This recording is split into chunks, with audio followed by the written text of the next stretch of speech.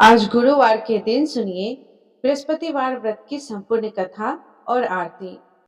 भारतवर्ष में एक प्रतापी और दानी राजा राज्य करता था। वह नित्य गरीबों और ब्राह्मणों की सहायता किया करता था, किंतु यह बात उसकी रानी को अच्छी नहीं लगती थी। वह ना ही गरीबों को दान देती और ना ही भगवान का पूजन करती थी, और राजा को भी दान देने से मना किया करती थी। एक दिन राजा शिकार खेलने वन को गए हुए थे। तब रानी महल में अकेली थी। उसी समय बृहस्पति देव साधु वेश में राजा के महल में भिक्षा लेने के लिए गए और भिक्षा मांगी, तो रानी ने भिक्षा देने से इनकार कर दिया और कहने लगी, हे साधु महाराज, मैं तो इस दान पुण्य से तंग आ गई हूँ। मेरा पति सारा धन लुटाने में लगे रहते हैं। मेरी इच्छा है कि हमारा सारा धन नष्ट हो जाए, फिर ना रहेगा बांस और ना बजेगी बांसुरी। साधु ने कहा, देवी, तुम तो बड़ी ही विचित्र हो। धन संतान तो सभी चाहते हैं, पुत्र और लक्ष्मी तो पापी के घर भी होनी चाहिए। यदि तुम्हारे पास अधिक धन है तो भूखों को भोजन दो, प्यासों के लिए प्याऊ बनवाओ, मुसाफिरों के लिए धर्मशालाएं खुलवाओ। जो निर्धन अपनी कुंवारी कन्याओं का विवाह नहीं कर सकते, उनका विवाह करा दो। ऐसा और कई काम है जिनके करने से तुम्हारा यश लोक और परलोक में फैलेगा। परंतु रानी पर उपदेश का कोई प्रभाव न पड़ा। वह बोली, महाराज, आप मुझे कुछ ना समझाइए। मैं ऐसा धन नहीं चाहती जो जगह जगह बांटती फिरूं। तब साधु ने उत्तर दिया कि अगर तुम्हारी ऐसी ही इच्छा है तो तथास्तु। तुम ऐसा करना कि बृहस्पतिवार को घर लीपकर पीली मिट्टी से अपना सिर धोकर स्नान करना, भट्टी चढ़ाकर कपड़े धोना। ऐसा करने से आपका सारा धन नष्ट हो जाएगा। इतना कहकर वह साधु महाराज वहां से आलोक हो गए, और साधु के कहे अनुसार बातों को पूरा करते हुए रानी केवल 3 बृहस्पतिवार ही बीते थे कि उसकी समस्त धन संपत्ति नष्ट हो गई। अब भोजन के लिए राजा का परिवार तरसने लगा। तब एक दिन राजा रानी से बोला कि हे रानी, तुम यहीं रहो, मैं दूसरे देश को जाता हूँ, क्योंकि यहाँ पर तो सभी लोग मुझे जानते हैं, इसलिए मैं कोई छोटा कार्य नहीं कर सकता। ऐसा कहकर राजा परदेश चला गया। वहां वह जंगल से लकड़ी काट लाता और शहर में बेचता था। इस तरह वह अपना जीवन व्यतीत करने लगा। इधर राजा के परदेश जाते ही रानी और दासी दुखी रहने लगी। एक बार जब रानी और दासी को 7 दिन तक बिना भोजन के रहना पड़ा, तब रानी अपनी दासी से कहा, हे दासी, देख, पास के ही नगर में मेरी बहन रहती है। वह बड़ी धनवान है। तो उसके पास जा और कुछ लेकर आ, ताकि थोड़ी बहुत गुजर बसर हो सके। दासी रानी के बहन के पास गई। उस दिन गुरुवार था और रानी की बहन उस समय बृहस्पतिवार व्रत की कथा सुन रही थी। दासी ने रानी की बहन को अपनी रानी का संदेश दिया, लेकिन रानी की बहन ने उस समय कोई उत्तर नहीं दिया। जब दासी को रानी की बहन से कोई उत्तर न मिला, तब वह बहुत दुखी हुई और उसे क्रोध भी आया। फिर दासी ने वापस आकर रानी को सारी बात बता दी। यह सुनकर रानी ने अपने भाग्य को कोसा। उधर रानी की बहन ने सोचा कि मेरी बहन की दासी आई थी, परंतु मैं उससे नहीं बोली, इससे वह बहुत दुखी हुई होगी। फिर कथा सुनकर और पूजन समाप्त करके वह अपनी बहन के घर आई और कहने लगी, हे बहन, मैं बृहस्पतिवार का व्रत कर रही थी। तुम्हारी दासी मेरे घर आई थी, परंतु जब तक कथा होती है तब तक ना तो उठते हैं और ना ही बोलते हैं, इसलिए मैं नहीं बोली। कहो, दासी क्यों आई थी? रानी बोली, बहन, तुमसे क्या छुपाऊं, हमारे घर में खाने तक को अनाज नहीं था। ऐसा कहते कहते रानी की आंखें भर आई। उसने दासी समेत पिछले 7 दिनों से भूखे रहने की बात अपनी बहन को विस्तार पूर्वक सुना दी।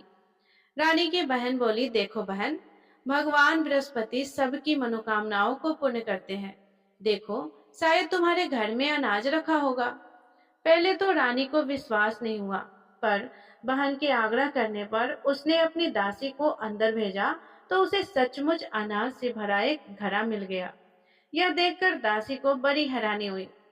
दासी रानी से कहने लगी, हे रानी, जब हमको भोजन नहीं मिलता तो हम व्रत ही तो करते हैं, इसलिए क्यों ना इनसे व्रत और कथा की विधि पूछ ली जाए। ताकि हम भी व्रत कर सकें। तब रानी ने अपनी बहन से बृहस्पतिवार व्रत के बारे में पूछा। उसकी बहन ने बताया कि बृहस्पतिवार के व्रत में चने की दाल और मुनक्का से श्री विष्णु भगवान का केले की जल में पूजन करें तथा दीपक जलाए, व्रत कथा सुने और पीला भोजन ही करे। इससे बृहस्पति देव प्रसन्न होते हैं। और फिर व्रत तथा पूजन विधि बताकर रानी की बहन अपने घर को लौट गई। 7 दिन के बाद जब गुरुवार आया तब रानी और दासी ने व्रत रखा। गुड़साल में जाकर चना और गुड़ लेकर आई। फिर उससे केले की जड़ तथा विष्णु भगवान का पूजन किया। अब पीला भोजन कहाँ से आए, इस बात को लेकर दोनों बहुत दुखी थे, क्योंकि उन्होंने व्रत रखा था। इसलिए बृहस्पति देव उनसे प्रसन्न थे। इसलिए वे एक साधारण व्यक्ति का रूप धारण करके 2 थालों में सुंदर पीला भोजन दासी को दे गए। भोजन पाकर दासी बहुत प्रसन्न हुई। फिर रानी के साथ मिलकर उन दोनों ने भोजन ग्रहण किया। इसके बाद वे सभी गुरुवार को व्रत और पूजन करने लगी। बृहस्पति भगवान की कृपा से उनके पास फिर से धन संपत्ति आ गई, परंतु रानी फिर से पहले की तरह आलस्य करने लगी। यह देखकर दासी बोली, देखो रानी, तुम पहले भी इसी प्रकार आलस करती थी। तुम्हें धन रखने में कष्ट होता था, इस कारण सभी धन नष्ट हो गया। और अब जब भगवान बृहस्पति की कृपा से धन मिला है तो फिर तुम्हें आलस्य हो रहा है। रानी को समझाते हुए दासी कहा कि देखो रानी, बड़ी मुसीबतों के बाद हमने यह धन पाया है, इसीलिए हमें दान पुण्य करना चाहिए, भूखे मनुष्यों को भोजन कराना चाहिए और धन को शुभ कार्यों में खर्च करना चाहिए, जिससे तुम्हारे कुल का यश बढ़ेगा, स्वर्ग की प्राप्ति होगी और पितर प्रसन्न होंगे। दासी की बात मानकर रानी अपना धन शुभ कार्यों में खर्च करने लगी, जिससे पूरे नगर में उनका यश फैलने लगा। उधर एक दिन राजा दुखी होकर जंगल में एक पेड़ के नीचे आसन जमाकर बैठ गया और वह अपनी दशा को याद करके व्याकुल होने लगा। बृहस्पतिवार का दिन था। एकाएक उसने देखा कि निर्जन वन में एक साधु महात्मा प्रकट हुए। वह साधु वेश में स्वयं बृहस्पति देवता ही थे। लकड़हारे के सामने आकर बोले कि हे लकड़हारे, इस सुनसान जंगल में तो इतना चिंता मगन क्यों बैठा है। लकड़हारे ने दोनों हाथ जोड़कर प्रणाम किया और उत्तर दिया कि महात्मा जी, आप तो सब कुछ जानते हैं, मैं और क्या कहूँ। ऐसा कहकर वह रोने लगा और साधु को अपनी आत्मकथा सुनाई। महात्मा जी ने कहा कि तुम्हारी पत्नी ने बृहस्पतिवार के दिन बृहस्पति भगवान का निरादर किया है, जिसके कारण रुष्ट होकर उन्होंने तुम्हारी यह दशा कर दी है। अब तुम चिंता को दूर करके मेरे कहने पर चलो तो तुम्हारे सब कष्ट दूर हो जाएंगे और भगवान पहले से भी अधिक संपत्ति देंगे। तुम बृहस्पतिवार के दिन कथा किया करो। 2 पैसे के चने मुनक्का लाकर उसका प्रसाद बनाओ और शुद्ध जल से लोटे में शक्कर मिलाकर अमृत तैयार करो।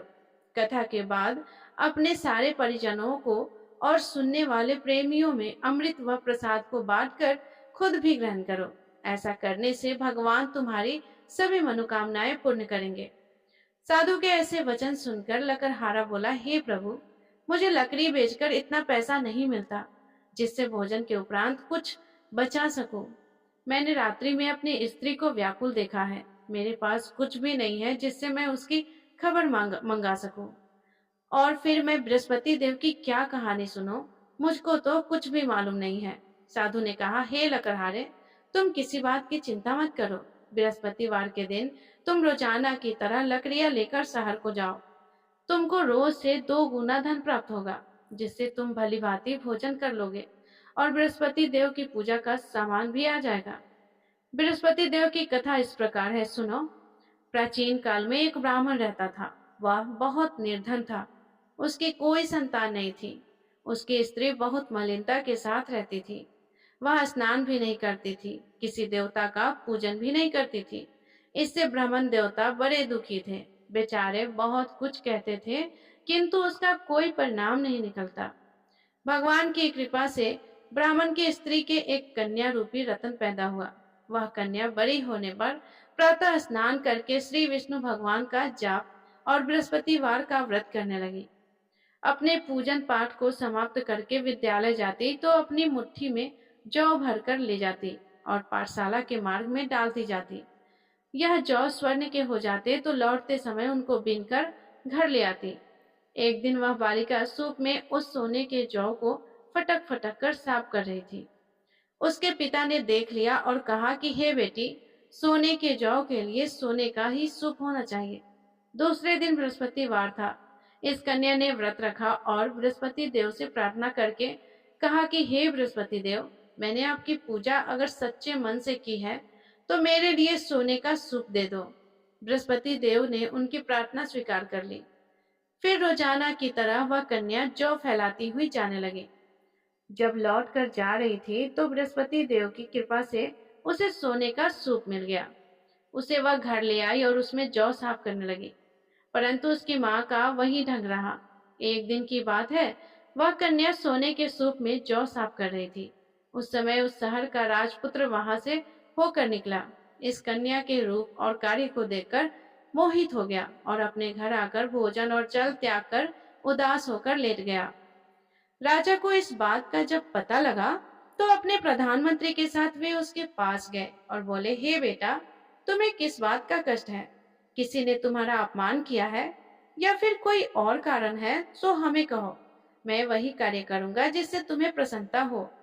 अपने पिता की राजकुमार ने बातें सुनी तो वह बोला, पिताजी, मुझे आपकी कृपा से किसी भी बात का दुख नहीं है। किसी ने मेरा अपमान नहीं किया है, परंतु मैं तो उस लड़की से विवाह करना चाहता हूँ जो सोने के सूप में जौ साफ कर रही थी। यह सुनकर राजा आश्चर्य में पड़ गया और बोला, हे बेटा, इस तरह की कन्या का पता तो तुम ही लगाओ। मैं उसके साथ तुम्हारा विवाह अवश्य ही करवा दूंगा। फिर राजकुमार ने उस लड़की के घर का पता बतलाया।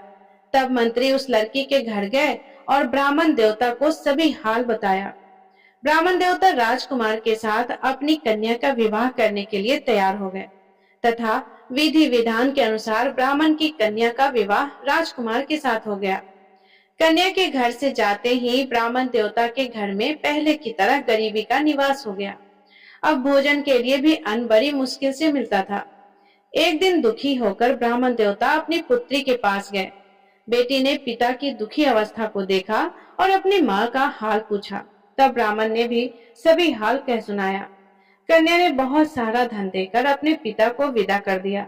इस तरह ब्राह्मण का कुछ समय सुख पूर्वक व्यतीत हुआ। कुछ दिनों के बाद फिर वही हाल हो गया। ब्राह्मण फिर से अपनी कन्या के यहाँ गया और सारा हाल कहा तो लड़की बोली, हे पिताजी, आप माता जी को यहाँ ले आइए। मैं उन्हें विधि बता दूंगी जिससे उनकी गरीबी दूर हो जाएगी। वह ब्राह्मण देवता अपनी पत्नी के साथ लेकर पहुंचे तो वह कन्या अपनी माँ को समझाने लगी, हे माँ, तुम प्रातः काल प्रथम स्नान आदि करके विष्णु भगवान का पूजन करो तो सब दरिद्रता दूर हो जाएगी। परंतु उसकी माँ ने एक भी बात नहीं मानी और प्रातः काल उठकर अपनी पुत्री और उसके बच्चों की जूठन को खा लिया। इससे उसकी पुत्री को भी बहुत गुस्सा आया। उसने एक रात को एक कोठरी से सारा सामान निकाल दिया और अपनी माँ को उसमें बंद कर दिया। प्रातः उसमें से निकाला तो स्नान आदि करा करके पूजा पाठ करवाया। ऐसा करने पर उसकी माँ की बुद्धि ठीक हो गई। इसके बाद वह भी नियम से पूजा पाठ करती और प्रत्येक बृहस्पतिवार को व्रत रखने लगे। इस व्रत के प्रभाव से उसकी माता और पिता बहुत ही धनवान और पुत्रवान हो गए और बृहस्पति देवता के प्रभाव से इस लोक के सुख को भोग कर अंत में स्वर्ग को प्राप्त हुए। इस तरह कहानी कहकर वह साधु देवता वही जंगल में अंतर्ध्यान हो गए। धीरे धीरे समय व्यतीत होने पर फिर वही बृहस्पतिवार का दिन आया। लकड़हारा जंगल से लकड़ी काटकर किसी शहर में बेचने गया। उसे उस दिन और दिन से अधिक पैसा मिला। राजा ने चना गुड़ आदि लाकर गुरुवार का व्रत किया। उस दिन से उसके सभी क्लेश दूर हो गए। परंतु जब दोबारा गुरुवार का दिन आया तो बृहस्पतिवार का व्रत करना भूल गया। इस कारण बृहस्पति भगवान निराश हो गए। उस दिन जब नगर के राजा ने विशाल यज्ञ का आयोजन किया तब यह घोषणा भी करा दी कि कोई भी मनुष्य अपने घर में भोजन ना बनाए और ना आग जलाए। समस्त जनता मेरे यहाँ भोजन करने के लिए आए। इस आज्ञा को जो न मानेगा उसे फांसी की सजा दी जाएगी। इस तरह की घोषणा संपूर्ण नगर में करवा दी गई। राजा की आज्ञा के अनुसार शहर के सभी लोग भोजन करने गए, लेकिन लकड़हारा कुछ देर से पहुंचा। इसीलिए राजा उसको साथ अपने घर लेकर गए और ले जाकर भोजन करा रहे थे। तभी रानी की दृष्टि उस खूंटी पर पड़ी जिस पर उसका हार लटका हुआ था। वह वहां पर दिखाई नहीं दिया। रानी ने निश्चय किया कि मेरा हार इस मनुष्य ने ही चुरा लिया है। उसी समय सिपाहियों को बुलाकर उसको कारागार में डलवा दिया। जब लकड़हारा कारागार में पड़ गया और बहुत दुखी होकर विचार करने लगा कि न जाने कौन से पूर्व जन्म के कर्म से मुझे यह दुख प्राप्त हुआ है, और उसी साधु को याद करने लगा जो जंगल में मिला था। उसी समय तत्काल बृहस्पति देव साधु के रूप में प्रकट हुए और उसकी दशा को देखकर कहने लगे, अरे मूर्ख, तूने बृहस्पति देव की कथा नहीं करी, इस कारण तुझे दुख प्राप्त हुआ है। अब चिंता मत करो, बृहस्पतिवार के दिन कारागार के दरवाजे पर 4 पैसे पड़े मिलेंगे। उनसे तू बृहस्पति देव की पूजा करना, तेरे सभी कष्ट दूर हो जाएंगे। बृहस्पतिवार के दिन उसे 4 पैसे मिले। लकड़हारे ने हाथ कथा कही। उसी रात्रि को बृहस्पति देव ने उस नगर के राजा को स्वप्न में कहा, राजा, तुमने जिस आदमी को कारागार में बंद किया है वह निर्दोष है, वह राजा है, उसे छोड़ देना। रानी का हाल उसी खूंटी पर लटका है। अगर तू ऐसा नहीं करेगा तो मैं तेरे राज्य को नष्ट कर दूंगा।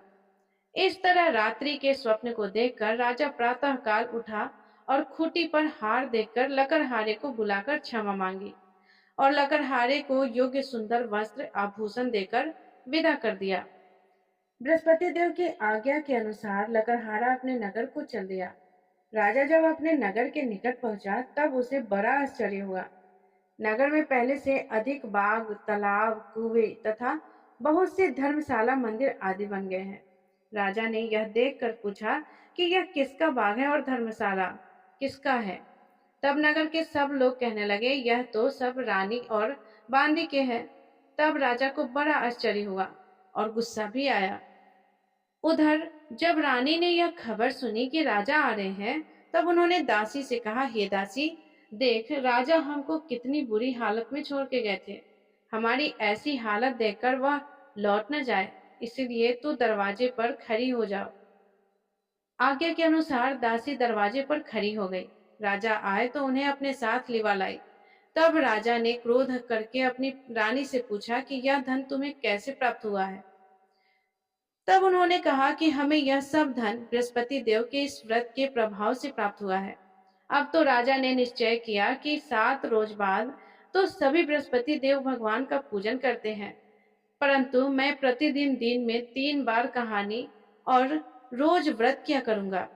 अब तो हर समय राजा के दुपट्टे में चने की दाल बंधी रहती और दिन में 3 बार कहानी कहती। एक दिन राजा ने विचार किया कि चलो अपनी बहन के यहाँ हो आवे। इस तरह निश्चय करके राजा घोड़ी पर सवार होकर अपनी बहन के यहाँ कुछ चलने लगा। मार्ग में उसने देखा कि कुछ आदमी एक मुर्दे को लिए जा रहे हैं। उन्हें रोककर राजा कहने लगे कि अरे भाइयों, मेरे बृहस्पति देव की कथा तो सुन लो। वे बोले कि लो, हमारा तो आदमी मर गया है और इसको इसको भी कथा की पड़ी है। परंतु कुछ आदमी बोले कि अच्छा कहो, तुम्हारी कथा भी सुनेंगे। राजा ने दाल निकाली और जब कथा आधी हुई थी कि मुर्दा हिलने लगा, और जब कथा समाप्त हो गई तब राम राम करके मनुष्य उठ खड़ा हुआ। आगे मार्ग में उसे किसान खेत में हल चलाता हुआ मिला। तब राजा ने उसे देखकर बोला कि अरे भैया, तुम मेरी बृहस्पतिवार की कथा तो सुन लो। किसान बोला कि जब तक मैं तेरी कथा सुनूंगा तब तक 4 हरैया जोत लूंगा। जा अपनी कथा किसी और को सुनाना। इस तरह राजा आगे चलने लगा। राजा के हटते ही किसान के बैल पछाड़ खाकर गिर गए और किसान के पेट में बड़ी जोर का दर्द होने लगा। उसी समय उसकी माँ रोटी लेकर आई। उसने जब यह देखा तो अपने पुत्र से सब हाल पूछा और बेटे ने सभी हाल कह दिया। तब वह बुढ़िया दौड़ी दौड़ी उस घुड़सवार के पास गई और उससे बोली कि मैं तेरी कथा सुनूंगी, तू अपनी कथा मेरे खेत पर चलकर ही कहना। राजा ने बुढ़िया से खेत पर जाकर कथा कही, जिसके सुनते ही वह बैल उठकर खड़े हो गए थे तथा किसान के पेट का दर्द भी बंद हो गया। फिर राजा अपनी बहन के घर पहुंचा। बहन ने भाई की खूब मेहमानी की। दूसरे दिन प्रातःकाल राजा जगा तो देखने लगा कि सब लोग भोजन कर रहे हैं। राजा ने अपनी बहन से कहा कि बहन, ऐसा कोई मनुष्य है यहाँ जिसने भोजन ना किया हो मेरे बृहस्पति देव की कथा सुनने के लिए। बहन बोली कि हे भैया, यह देश ऐसा ही है, पहले यहाँ लोग भोजन करते हैं और बाद में अन्य कोई काम करते हैं। अगर कोई पड़ोस में हो तो देख आओ। ऐसा कहकर वह देखने चली गई, परंतु उससे कोई भी ऐसा व्यक्ति नहीं मिला जिसने भोजन ना किया हो। अंत में वह एक कुम्हार के घर गई जिसका लड़का बीमार था। उसे मालूम हुआ कि उसके यहाँ 3 रोज से किसी ने भी भोजन नहीं किया है। रानी ने अपने भाई की कथा सुनने के लिए कुम्हार से कहा तो वह तुरंत तैयार हो गया। राजा ने जाकर बृहस्पतिवार की कथा कही, जिसको सुनकर उसका लड़का ठीक हो गया। अब तो राजा की प्रशंसा होने लगी। एक दिन राजा ने अपनी बहन से कहा कि हे बहन, अब हम अपने घर को जाएंगे, तुम भी तैयार हो जाओ। राजा की बहन ने अपनी सास से कहा, तब सास ने कहा कि हाँ चली जा, लेकिन अपने लड़कों को मत ले जाना, क्योंकि तेरा भाई की कोई संतान नहीं है। बहन ने अपने भाई से कहा कि भैया, मैं तो चलूंगी, लेकिन कोई बालक नहीं चलेगा। तब राजा बोला कि जब कोई बालक ही नहीं चलेगा तब तुम भी क्या करोगी। फिर बड़े दुखी मन से राजा अपने नगर को लौट आया।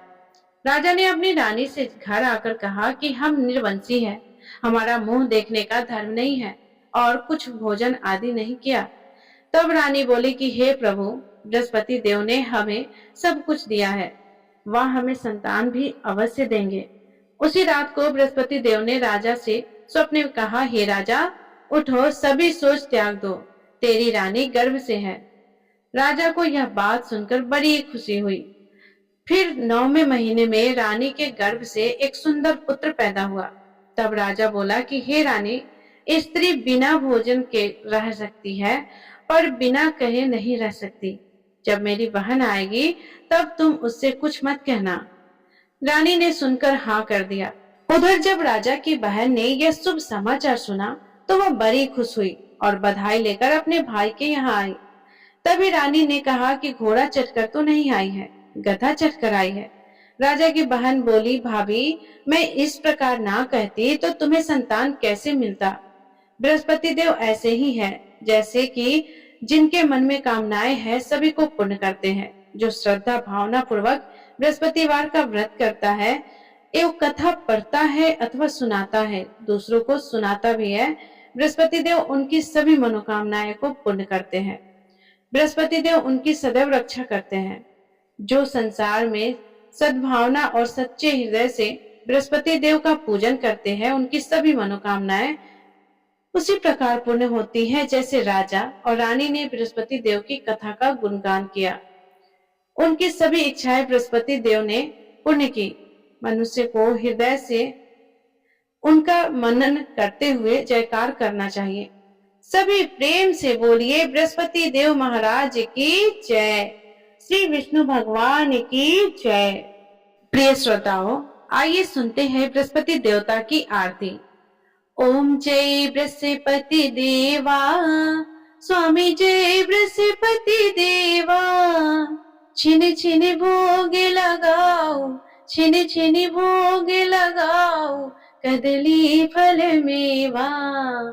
ओम जय बृहस्पति देवा, तुम पूर्ण परमात्मा, तुम अंतर्यामी, स्वामी तुम अंतर्यामी।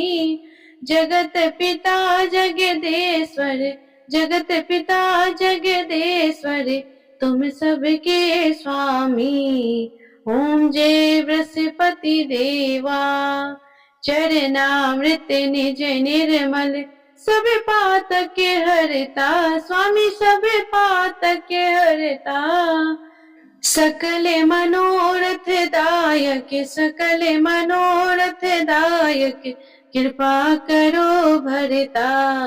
ओम जय बृहस्पति देवा, तन मन धन अर्पण कर, जो जन शरण पड़े, स्वामी जो जन शरण पड़े। प्रभु प्रकट तब हो कर, प्रभु प्रकट तब हो कर, आकर द्वार खरे। ओम जय बृहस्पति देवा, दीन दयाल दयानिधि, भक्तन हितकारी, स्वामी भक्तन हितकारी।